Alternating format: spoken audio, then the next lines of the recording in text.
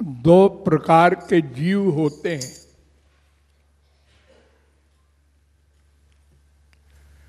एक का नाम स्वांश, एक का नाम विभिन्नांश। तो स्वांश जो होते हैं वे तो सब भगवान के गुणों से युक्त होते हैं, जैसे ब्रह्मा, विष्णु, शंकर, तमाम गोलोक की ब्रज गोपियां, नारद वगैरह, ये सदा से मायातीत थे। कभी इनको माया नहीं लगी। ये स्वांश कहलाते हैं। स्व माने अपना, और अंश आप समझते ही है। समुद्र से एक घड़ा पानी ले लो तो वो एक घड़ा पानी समुद्र का अंश है। तो वो समुद्र के पानी में जो जो गुण हैं उस एक घड़े पानी में भी है। चाहे समुद्र भरा हो अमृत का, उसमें से एक घूंट पी लो तो अमृत के सारे गुण समुद्र वाले आपको मिलेंगे। तो अंश का मतलब होता है अंशी के गुणों से युक्त, यानी सब भगवान के समान है। स्वांश और सदा से है। और दूसरे जीव जो हैं वो विभिन्न अंश कहलाते हैं। विभिन्न माने अलग हैं, वे भी अंश। तो फिर विभिन्न अंश क्यों कहते हैं आप उसको? जब भगवान के ही अंश हैं तो विभिन्न अंश इसलिए कहते हैं कि वो सदा से भगवान से विमुख रहे। विमुख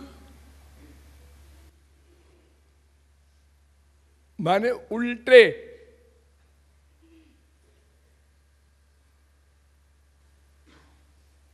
भगवान से विमुख होने पर क्या होता है? माया का आधिपत्य हो जाता है।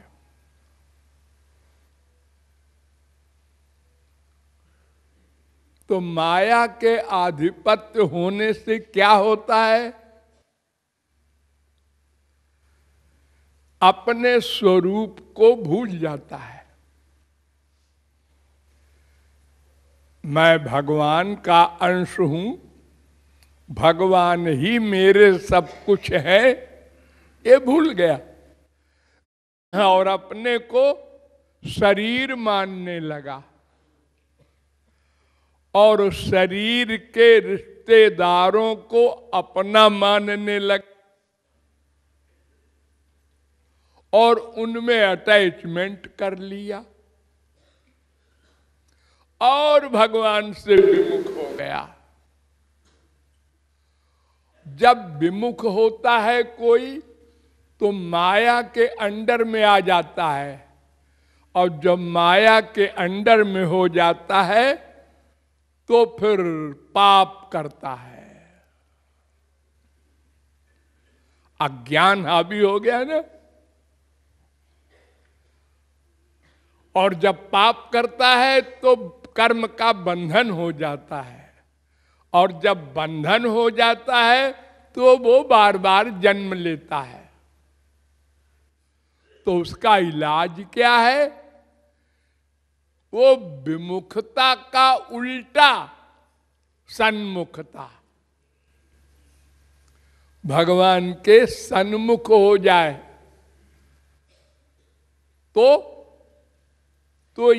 ज्ञान चला जाए कि मैं शरीर हूं, फिर ये ज्ञान हो जाए मैं आत्मा हूं,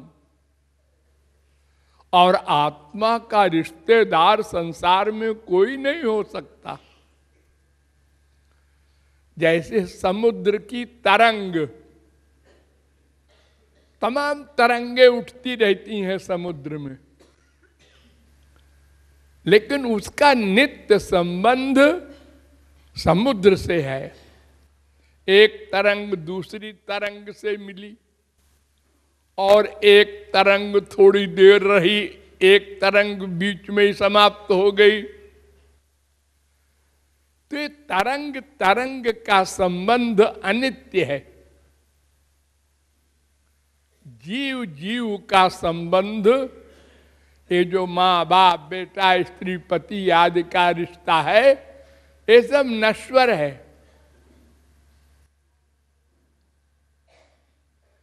अगर यह भी आप मान लें कि एक माँ बाप बेटा स्त्री पति नाती पोते सब इकट्ठे छत गिरी, सब मर गए,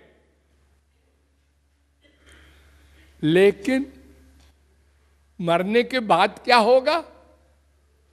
सब अलग अलग गए। क्यों? क्योंकि सबके कर्म अलग अलग थे। जिसने जैसी कमाई की थी, अच्छा काम किया था या बुरा काम किया था, पाप किया था, उसी के अनुसार वो अपना जाएगा। ऐसा नहीं है कि वही स्त्री मिलेगी, वही बाप मिलेगा, वही बेटा मिलेगा। अब वो गया अपने अपने कर्म के अनुसार, कोई कुत्ता बना, कोई गधा बना, कोई स्वर्ग गया, फिर दूसरी माँ बनी, दूसरा बाप बना, फिर बेटा बेटी बने, फिर सब चले गए अपने अपने कर्म के अनुसार। जैसे कोई ट्रेन होती है, एक ट्रेन तुम्हारे शहर से दिल्ली जा रही है, अब तमाम मुसाफिर बैठे हैं, जिसका जहां स्टेशन आया वो उतर गया। सब दिल्ली नहीं जाते, और अगर सब दिल्ली भी जाते हो तो दिल्ली में उतरने के बाद सब अपने अपने घर में जा रहे हैं। हमारा इस मोहल्ले में घर है, हमारा इस मोहल्ले घर में है, सब अलग अलग। ऐसे ही ये संसार है। हम सब लोग अपने अपने कर्म के अनुसार भगवान के द्वारा अलग अलग मां के पेट में डाल दिए जाते हैं, और फिर पूर्व जन्म के कर्म के अनुसार ये भेद होता है। हमारे ही कर्म के अनुसार। भगवान ऐसा नहीं करते अन्याय कि जबरदस्ती एक को राजा का बेटा बना दे, एक को भिखारी का बेटा बना दे, एक को कुत्ते की योनि में डाल दे, एक को वृक्ष बना दे। ऐसा नहीं। हमारे कर्म के अनुसार भगवान अलग अलग योनियां देते हैं। मनुष्य योनि में भी बड़ा अंतर होता है। किसी शराबी कबाबी गुंडे के यहाँ हमको डाल दिया उसकी बीवी के पेट में, अब हम भी गुंडे बनेंगे। दिन रात गुंडा हमको भी यही सिखाएगा कि अरे बेटा क्या धरा है नौकरी में, क्या धरा है बिजनेस में। एक दिन में हम लोग बैंक में डाका डाल के करोड़पति हो जाते हैं, और एक को संत के घर में डाल दिया उसकी बीबी के, अब वो जन्म से ही राधे राधे बोल रहा है। एक को बहुत बड़े अमीर के यहां डाल दिया, वो नशे में हो गया, भगवान भगवान की बात सुन के हंसता है। तो इस प्रकार सबके अपने अपने कर्म के अनुसार जन्म होता है। लेकिन जब वो सन्मुख हो जाता है भगवान के, तो फिर माया भागी। माया भागी तो माया के परिवार वाले सब बिस्तर बांध बांध के भागे। काम, क्रोध, लोभ, मोह सब इकट्ठे ऐसे भागे जैसे प्रकाश होते ही अंधकार भागता है। किधर से भागे किसी ने देखा ही नहीं।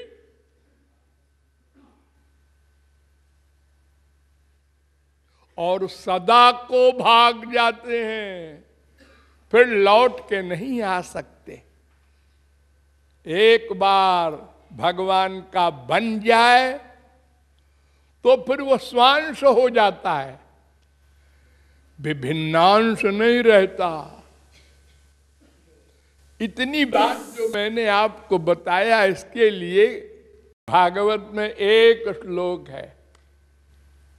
देखो वेद व्यास का कमाल।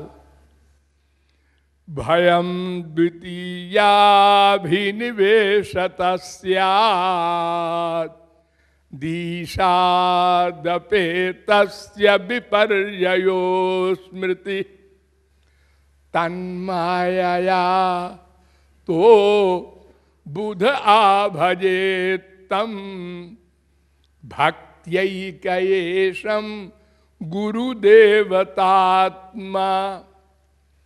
गुरु और इष्ट देव श्री कृष्ण, इन दोनों के सन्मुख हो जाओ, शरणागत हो जाओ, तो माया भागी। और अगर विमुख रहे तो मति विपर्जय हो गया, अपने को देह मानने लगे और उसका फल भोग रहे हैं।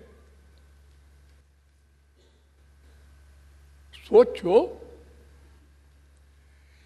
एक ही जगह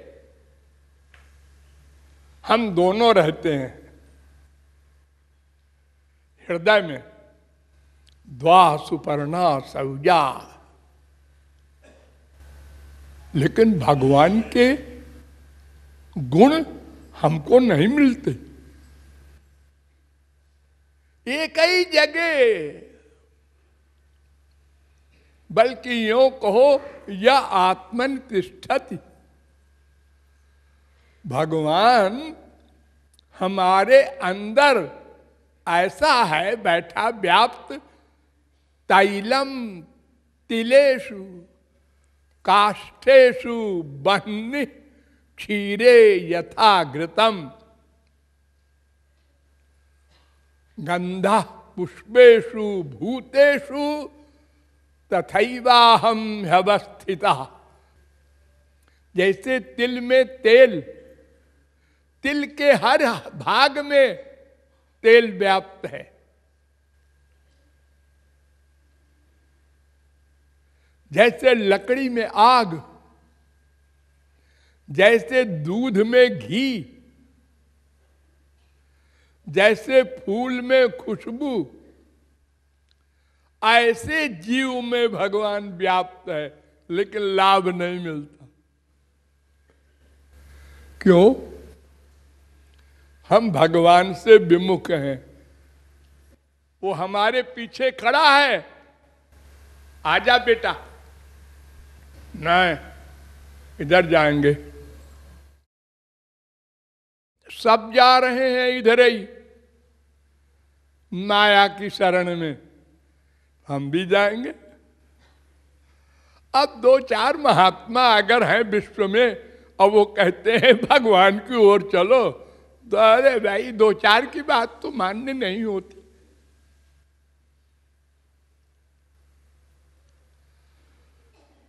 ये भूल हमने कर रखा है। कब से? सदा से। आप ये न सोचिएगा कि एक दिन विमुख हुए कैसे। लोग ये तर्क करते हैं, भोले भाले लोग, कि आखिर ये माया लगी भगवान के विमुख होने के कारण, तो भगवान के विमुख हुए क्यों? एक दिन हुए नहीं, सदा से विमुख हैं, सदा से माया लगी है। लेकिन अगर एक बार सन्मुख हो जाए, 100% शरणागत हो जाए और माया भाग जाए तो सदा को भागेगी, फिर नहीं आएगी।